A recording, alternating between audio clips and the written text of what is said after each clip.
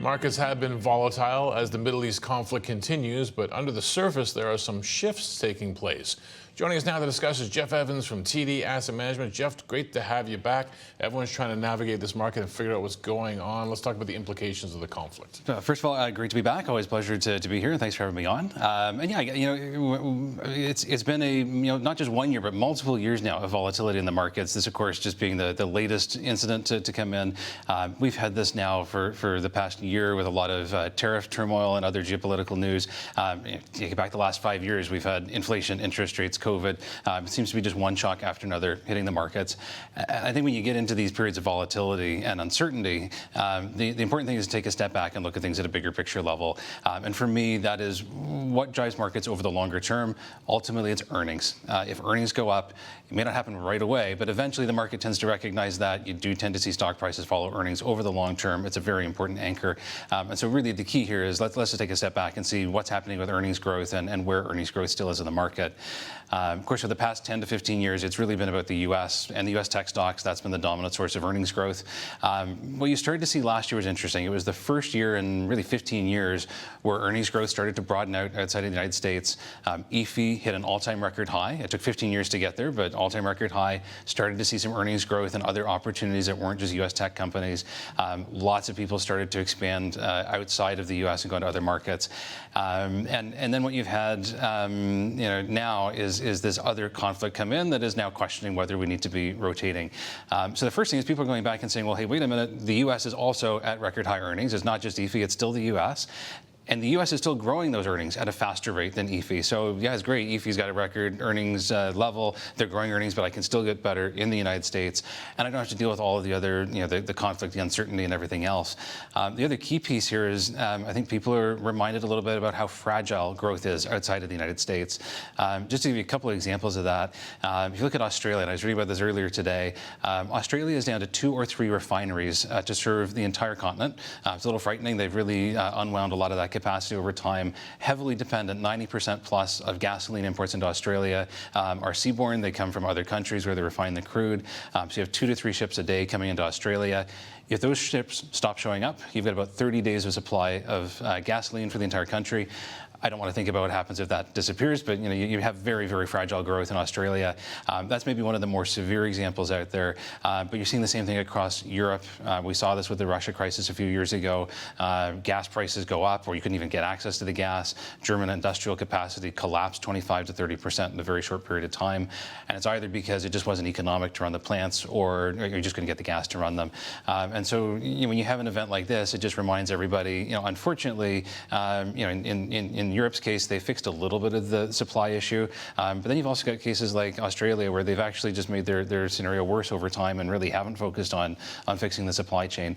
What that all brings it back to is if you're looking for robust earnings growth, unfortunately, it's the U.S. And so what we're seeing in a lot of our empirical research models, if you look at this from a factor lens, just kind of what's working on a style basis, it's quality. And in particular, profitable companies. We can debate whether the U.S. dollar is a currency hedge the way it used to be in the past. We can debate whether the U.S. still has the rule of law or institutional strength it did in the past. But what U.S. assets have is a very resilient domestic demand base that just isn't impacted by these supply chain issues. It's a very self-sufficient market. You can continue to grow without this disruptions. You haven't seen oil prices are up, but you really haven't seen natural gas spiking. The U.S. economy will be impacted, but on a relative basis, nowhere near as much. And so a lot of the rotations we've been seeing over the last couple of weeks is into these quality stocks. And then, of course, the other important thing is you are seeing a bit of a defensive flow. Not surprising at all when uncertainty spikes up, investors go to safety, low volatility stocks. We're thinking that may be getting a little bit close to the tail end. That defensive trade is probably 10 to 12% outperformance in a short period of time. The bigger macro backdrop right now is we're running inflation above target. We have been for about 5 or 6 years now. Very different from last decade. That also means interest rates are running at elevated levels. For low vol stocks to have sustained outperformance, you need what we had from 1980 to 2019: falling interest rates, inflation under target. That's just not the environment we're in today.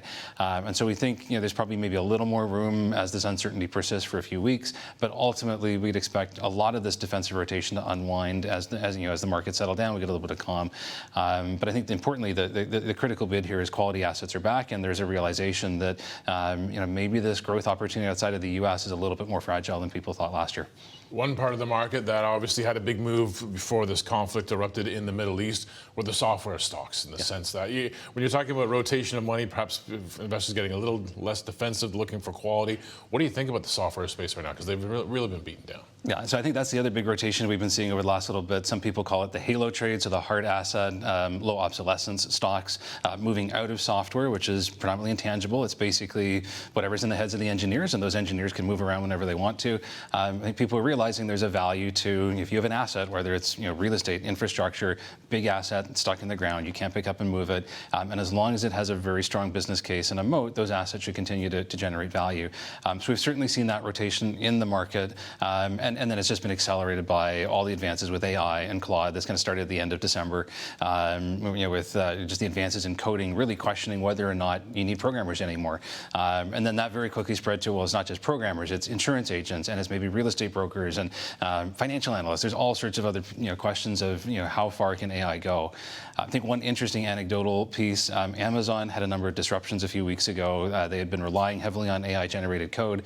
It stopped working. It actually caused the business to slow down in certain cases, or even come under pressure. They couldn't run. Bit of a rethink of maybe we need to slow this down and do some more analysis before we just let everything go full AI. And just as one example of maybe we're not completely ready for prime time. But one of the things that we've been looking at to try and understand this is we went back to last year in January of 2025. You had another event around the AI trade, which is DeepSeek. So this was the Chinese research firm that came out and said we've got a faster way of training these LLMs. We can do it with less memory, less data. Almost the same thing as this Google paper last week that's now questioning whether you need all the memory for these things. What happened when DeepSeek came out was you had a very sharp drop in a lot of these stocks, 20 to 30% for anybody who's affected within a day or so. And then over the next month or two after that, still continued pressure, people kind of questioning the narrative, selling down the names. And then something interesting happened. It stopped and things started to stabilize. And it was, again, 2 to 3 months, selling stopped. And then investors started digging in, going, well, maybe not every company is negatively impacted by this. There's probably going to be some winners and losers. And when we've looked at this closely, as soon as you start seeing positive earnings revisions, these were names that were down 30%. They start to get some positive earnings revisions. Maybe they're not affected the way the market originally thought. Those names snapped back very, very aggressively over the subsequent year, went from down 30% to actually outperforming the market quite significantly. We're in almost that same time frame now for the software stocks. This has kind of been, depending on when you start measuring, 2 to 3 months since a lot of these names have been hit, and that initial reaction. And then, so the question going forward is, are you actually going to start to see that impacting the financials? Realistically, it's too soon for most of these companies. You're not seeing, it's not as though this came out and the next day the business models are broken. But what we're watching for very closely is, are earnings estimates going up? Are these companies adapting? Are they finding ways of telling the market we can grow through this? And in a lot of cases, if you look at a company like Microsoft, share price down 35% from the peak, earnings estimates are up year to date. They're still finding ways of benefiting from AI. They're a major supplier into that chain through all the hyperscaler AI data centers they're doing. We're finding the same thing. Again, this made its way all the way into real estate, affecting some of the real estate brokerage firms. But if you look at CBRE, Colliers, a lot of these firms, the share prices have been hit quite negatively. The earnings estimates continue to go up. And what a lot of people are realizing is this is not going to be a day one impact. It'll come in gradually over time. And there's actually probably a lot of offsets and good news that are going to come out of this. So that's the way we think investors should really look at this. You're now probably through the worst of it. Focus on the fundamentals, and you're going to start to see over the next 6 to 9 months, likely a few winners emerge that, as the market starts differentiating, you're going to see some winners and losers.